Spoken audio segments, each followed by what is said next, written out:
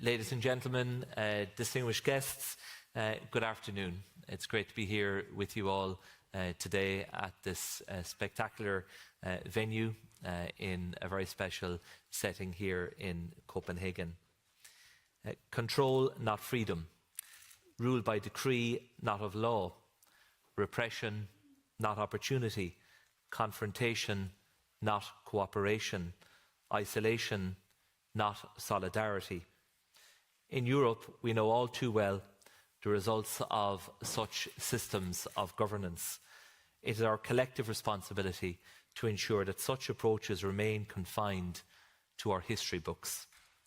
We must work harder to ensure that this does not become the vision of our future. We live at a time of geopolitical upheaval that is unprecedented in the lives of millions of Europeans. Throughout Europe and the wider world, we hear of managed, directed, even illiberal democracy. But Europe has learned from its past, and we shall not repeat it. From ancient Greece, via the Roman Republic, to revolutionary France, to the fall of the Berlin Wall and the communist regimes, and to the barricades of the Maidan, democratic ideals are woven into the very fabric of European history and indeed culture. Not arbitrary power, but universal empowerment. Not the supremacy of some, but equality for all. In 80 short years, pursuit of these ideals helped turn Europe from a shattered continent into a union of 27 sovereign nations and 450 million free peoples. The European Union is founded on democracy, the rule of law, and respect for fundamental rights. Because several of our EU member states went through the hardship of war and authoritarian regimes, but we are now together in our union, striving towards a different future. But this is a future that some want to destroy. As the Russian war of aggression against Ukraine and hybrid war against Europe makes painfully clear, but this is also a future that others want to share. As the courage and heroism of the people of Ukraine reminds us daily by defending the sovereignty, democracy and European future that Putin is trying to extinguish. Distinguished guests, fellow defenders of democracy, it is a great personal honour and a privilege for me to speak to you today. Last year, Commission President von der Leyen presented her vision for a strong Europe in the world. This year it is my pleasure to present how the Commission is shielding Europe's democracy from hybrid threats. As you discussed this morning, the defence of democracy is not a metaphor, it is a reality. The price of freedom is not only being paid in Europe's past, it is being paid today to deliver Ukraine's future in Europe. And like so many of you, I have dedicated my career to upholding and promoting democracy because I am a Democrat to the core. I have served as a public representative for 25 years. I've been motivated by the belief that democracy is not only for people, it is about people in all of their diversity. For Ireland, as for so many European states, the road to democracy was certainly long and sometimes treacherous. But as Robert Schuman laid down in his iconic declaration made 75 years ago last week, Europe will not be made all at once or according to a single plan. It will be built through concrete achievements which first create a de facto solidarity. This step-by-step approach, building consensus and solidarity, achieving success and learning from failures, is the complex beauty and power of democracy. But this very power makes it a threat to the opponents of democracy who try to undermine it through many different hybrid means. Globally, the World Economic Forum's Global Risks Report ranks disinformation as the fourth greatest risk to democracy. In Europe, the Eurobarometer reported that 2 out of 5 Europeans see false or misleading information as the most serious threat to democracy. On an unprecedented scale across Europe, internal and external actors have been attempting to impact election results and to weaken public trust in democratic representatives, processes and democratic institutions. To uphold democracy, we should not only defend it, but we must actively promote it. Our new European Democracy Shield will seek to fend off these threats as we promote the positive and inclusive agenda of our union of values. As we are working to prepare the Shield, there are some key questions to ask ourselves. First, how can we increase societal resilience and preparedness, as well as foster citizens' participation and engagement in democracy? In a democracy, power is vested in the people. So we want citizens to use their democratic power to chart the course of their countries and also of the EU. Through critical thinking, digital and media literacy, citizens can navigate the increasingly complex online information environment. And with resilience against disinformation campaigns and cyber threats, citizens can form views that are truly their own. And that should be our objective. So we will promote active participation in elections, democratic debates and policy making. Citizens must feel represented by their elected representatives, their institutions, and know that they have a real stake in public policy making. Second, how can we reinforce our democratic frameworks and checks and balances? When democratic power is vested in people, they must be able to organise and communicate freely and safely. Civil society organisations and free, plural and independent media are the bloodline to any system of democratic checks and balances.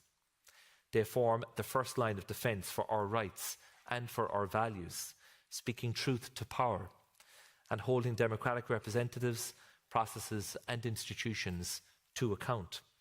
They are hubs of information, debate and ideas, informing, engaging and empowering citizens. Our Shield will help citizens to be more organised, connected and informed. Third, how can we ensure the fairness and integrity of our elections? As the democratic ideas of empowered, informed and organised citizens meet each other, fairness requires equality of arms.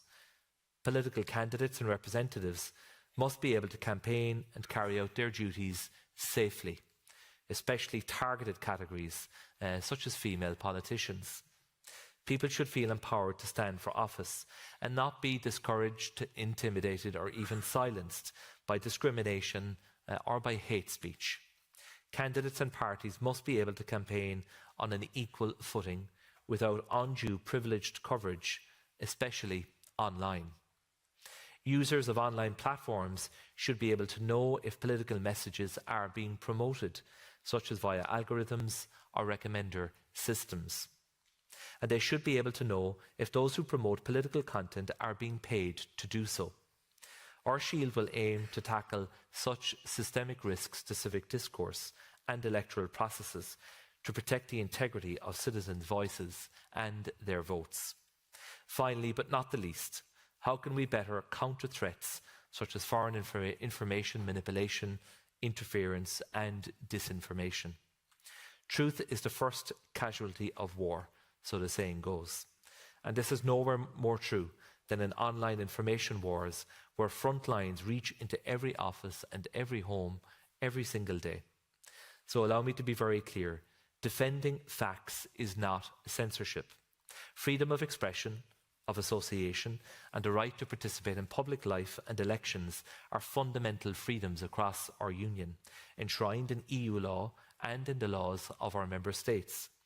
But these freedoms do not apply to bots, trolls or fake accounts, incitement or to hate speech. Free speech is not at stake when the information space is flooded with FEMI and disinformation sponsored by hostile actors in deliberate attempts to influence political debates and elections. Freedom of expression is at stake when genuine engagement by citizens is drowned out by foreign information, manipulation and interference and disinformation. So our Shield will aim to help prevent, detect and respond to FEMI and disinformation, strengthen pre-bunking and debunking, and establish a dedicated EU network of fact-checkers. And we will do this by harnessing our greatest strength, the whole of European society in all of its diversity. We have just launched a public consultation on the European Democracy Shield that allows anyone to respond online. And I invite you, go to the Have Your Say portal and, well, have your say. From citizens, through civil society to member states themselves, we have a diversity of expertise and indeed of experience. We need to draw our strength by learning from each other and serving as that nexus of cooperation takes us to the very heart of what the EU is and what the EU does best. Dear delegates, whether we contrast the Europe of today with the Europe of the past, or our Europe and Putin's Russia, we see that democracy delivers the freest, the safest and the most prosperous societies of this or any time. What we have, we must uphold and we must promote. Democracy is for people. Democracy is about people, and democracy is with people. We will not allow the genuine grievances of our citizens to be manipulated by hostile actors to undermine our democratic representatives, processes or institutions. With the European Democracy Shield, we will seek to fend off these hybrid threats and empower free citizens to make their own independent decisions about the future of their European democracies. Thank you for your attention.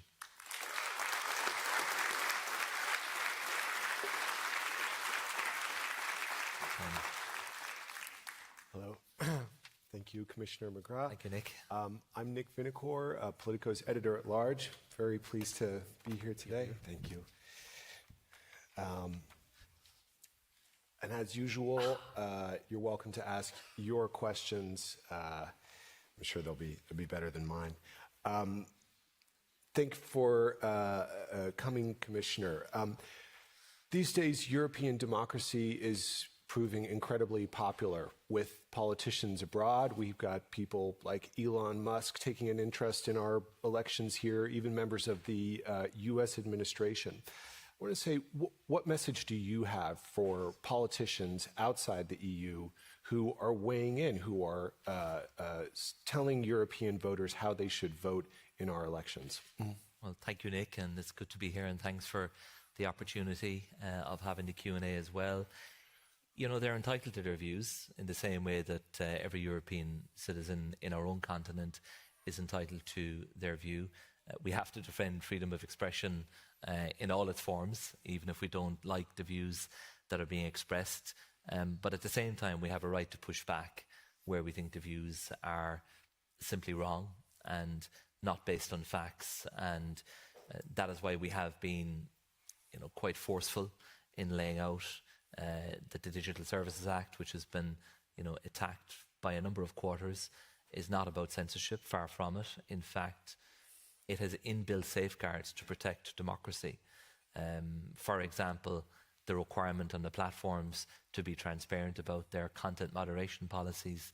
So if you post a comment that may not suit the political agenda of anyone controlling a platform, they might take it down, but they owe you an explanation, and they need to be clear as to what their content moderation policies are, and they need to be transparent. So this works both ways. Freedom of expression must be protected. The DSA is not about moderating content except for illegal content, which of course has no place online or offline.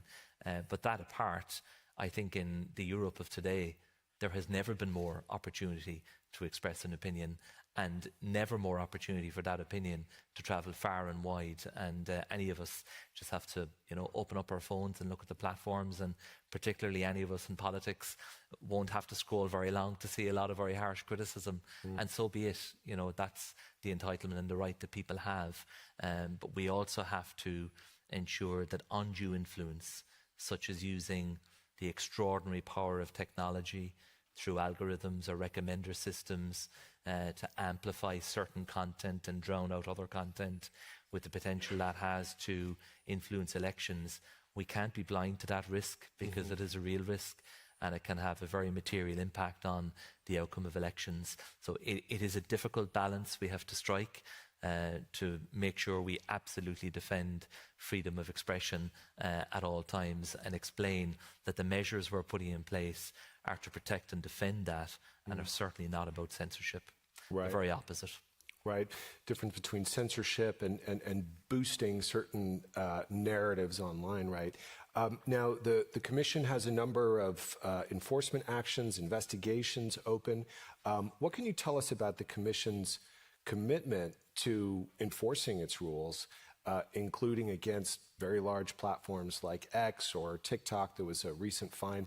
Is the Commission ready to go all the way in enforcing its own rules about, for example, with the DSA? Yes, the commitment is absolute. And I know sometimes this gets dragged into political debate and into perhaps other negotiations where it's not relevant. But the co-legislators have made their decision. The DSA is the law of Europe, and we are duty-bound to implement it. And we will do so, and we will enforce it fairly. We too have to be bound by due process, and so there can be a frustration sometimes about the length of time that actions take, but the counterparty has a right to challenge the assertion of the Commission. They have a right to be heard, and they have a right to due process. So it does take time. There is no silver bullet, and we have to make sure that we are rigorous in our approach, because ultimately any decision of the Commission can be subject to court challenge, and of course so often is, and the Court of Justice will do their job, and if we have not fully complied with the law that we are entrusted with, then that will be called out, and that would be very damaging in itself. So again, we have to get the balance right. We have to act, have the political will and courage to act, but also do so in a way that respects due process and respects the law itself. Yeah. Thanks. We were back there a minute ago, and you mentioned that you'd recently been to Hungary. Speaking of democracy, what did you find there? What state is democracy in Hungary? What were you hearing from some of the civil society actors that you met over there? Well, rule of law is a fundamental pillar of democracy. Without rule of law, democracy is undermined, and the Commission's views on the rule of law situation in Hungary have been well documented, and various actions remain underway. A lot of public money has been frozen or is not available to Hungary, up to €18 billion across a whole range of different programmes because of rule of law breaches. I wish it were otherwise. I wish that Hungarian students could avail of Erasmus, that universities in Hungary could avail of Horizon funding. My door remains open to engage with them and to find a way forward, but there has to be a willingness on their part to do so. I was very concerned at much of what I heard from civil society and from media organisations. The space within which they operate is shrinking, and they feel, I think, the cold winds coming at them when they seek to do their work on a day-to-day basis. And their work is vital. It's an intrinsic part of any democratic society, and they must be defended, and the European Union will do so. We've grave concerns about much of what is happening, and while we're open to dialogue, we also have to demonstrate a willingness to act, and we have done so far and will continue to. Again, there's no silver bullet because the processes take time, right, and there are various actions that are before the Court of Justice, various infringement proceedings. Money has been frozen. There's an Article 7 procedure before the Council since 2018. There hasn't been a sufficient consensus among member states to advance that. It's their prerogative, it's their choice, and we have to respect that. President von der Leyen has asked the Budget Commissioner, Piotr Serafin, and myself to work on building a closer link between respect and compliance with the rule of law and access to EU funds. We already have strong tools in place, like the conditionality mechanism, but we need to now answer the question, is there more that we need to do to strengthen that link? And that work is underway now in the context of the multi-annual financial framework. All right, interesting. I want to just take one question from the audience since our time is very limited here. So sort of from the other side of the aisle, about the AfD, German intelligence agencies classify AfD as a right-wing extremist group. Is this already a violation of free speech and opinion, in your view? The classification? Yeah, I suppose, yeah, the classification by German intelligence of the AfD. Well, look, it's a classification by the national authorities. It's nothing to do with the EU institutions, and very often decisions that are made at a national basis, including court decisions, whether it be in Romania or France, get blamed on the European Union and the European Commission. You know, we have to be very clear on where the demarcation is between our role and responsibilities and the competence of the national member states and their respective authorities. You know, people are free to vote for who they choose, but they should do so based on having the information that they need to make an informed decision. And that is where the Democracy Shield comes into play, and it will examine the areas that I spoke about in my speech earlier on. We aim to conclude it in Q3 of this year. That was going to be my question. The consultation is open for another few days, the 26th of May, so please do make your voice heard. It will be in the form of a Commission communication that could lead to legislative proposals. Okay. That's not yet decided. And I mean, I would make the point, there's no predetermined outcome. We've given the headings that we are going to examine, but we're open to other ideas as well. I think we certainly need to coordinate a lot of the good work that is being done across the different services in a better way. There is a lot of good work being done, and to be fair to the last Commission and Parliament and the Member States, they introduced a number of very important tools, some of which have yet to fully come into effect. We have a Media Freedom Act that kicks in August. We have a political advertising regulation around the transparency of political ads, which is important too, coming into effect in October. So what we will seek to do is complement all of that work, complement the DSA provisions, complement the provisions of the AI Act that seek to protect democracy as well, and see what more needs to be done. Brilliant. Well, there we have it. Q3, maybe a communication, maybe legislation. For the EU geeks here, that will mean something. Thank you very much, Commissioner. That's all we have time for here. Okay. I would like to welcome our next moderator to the stage, Jean Meserve, and thank you very much. Thanks again. Okay.